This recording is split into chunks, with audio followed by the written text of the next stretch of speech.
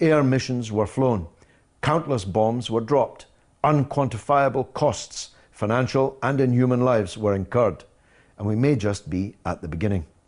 Joining me now from New York is the best investigative journalist in the United States of America, and commentator too, Russ Baker. Russ, welcome once more to The Real Deal.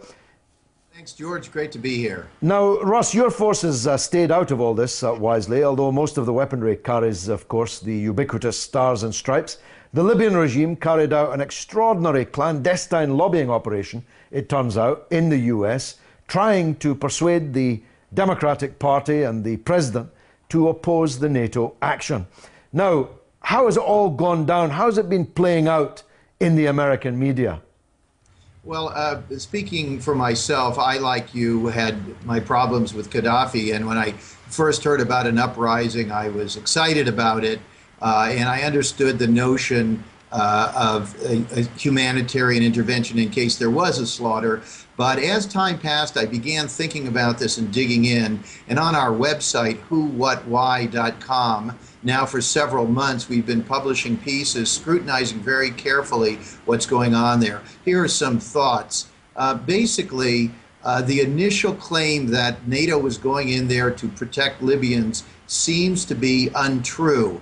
That has never, or I should say very rarely, been an actual reason for Western military intervention, and I don't think it was the case there. I began trying to figure out what was the case, and it occurred to me at some point that the Arab Spring was essentially a threat to NATO. And the beautiful thing about Libya is that what's going on there is essentially NATO's own Arab Spring. They are in the driver's seat in a country right next to Egypt, which has just had all of that tumult. It's a country that has tremendous amounts of oil, and particularly a grade of oil, which is highly prized, a sweet crude. And then, of course, you have many, many other agendas of Britain, Italy, and France in terms of Libya being a key actor with immigration patterns, the finances in Africa, and much, much more. So I think there's a great deal more going on there that we're not hearing about in the corporate media. Absolutely true. Now, the American politicians probably kept their heads down. Has the media in the United States been as gung-ho as the media over here in Britain?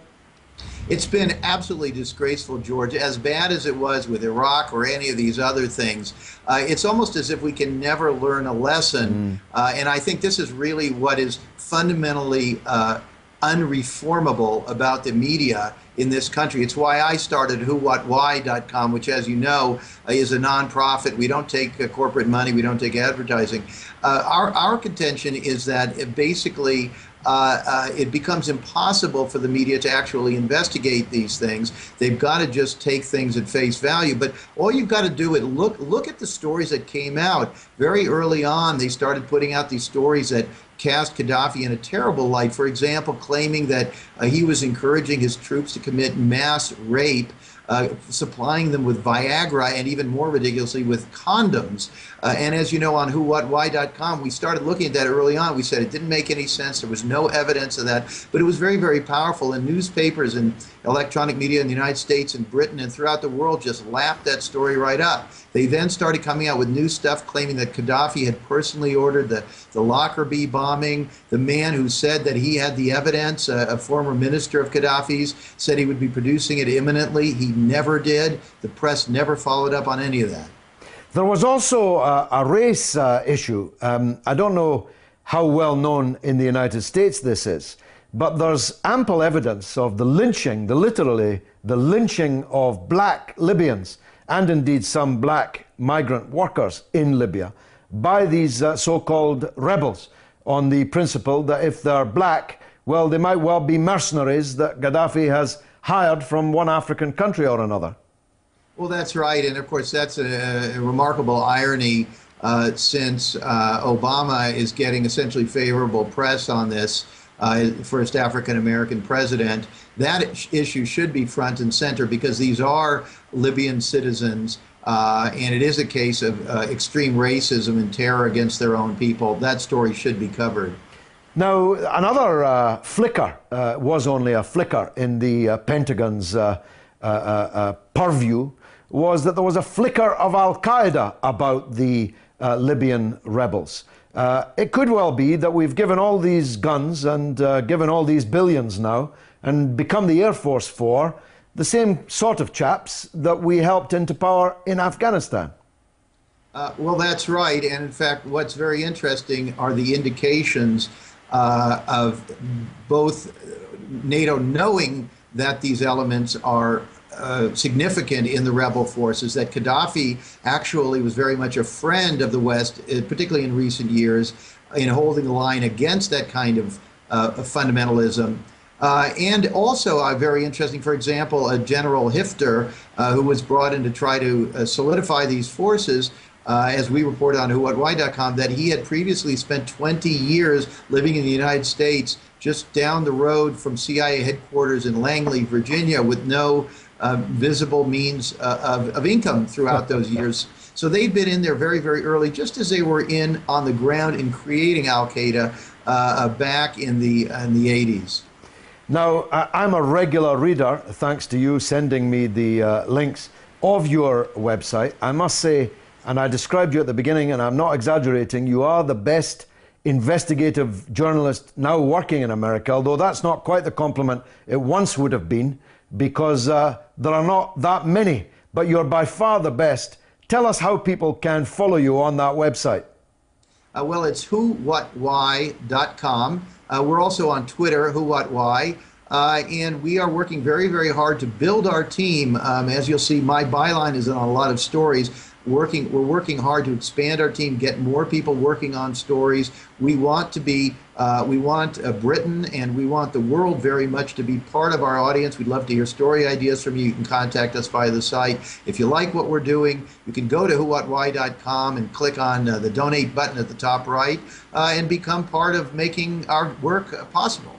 Now, I'll tell you what, I can't have a man like you on the show without asking you this. Many people in Britain are absolutely fixated on the battle going on amongst the 7 dwarves or 8 dwarves on the Republican right for the right to stand against Obama at the next presidential election. Some people thought that it was something to fear if Sarah Palin were to get the gig. It turns out that she wasn't the worst possible option, and that this woman Bachmann, who is even more bonkers than her, might well end up with the nomination. Can you set our mind at rest, or is she on the way to victory? You know, George, every few days they change the scenario, they shake it up. It's basically a grand entertainment, a grand spectacle, which all amounts to absolutely nothing.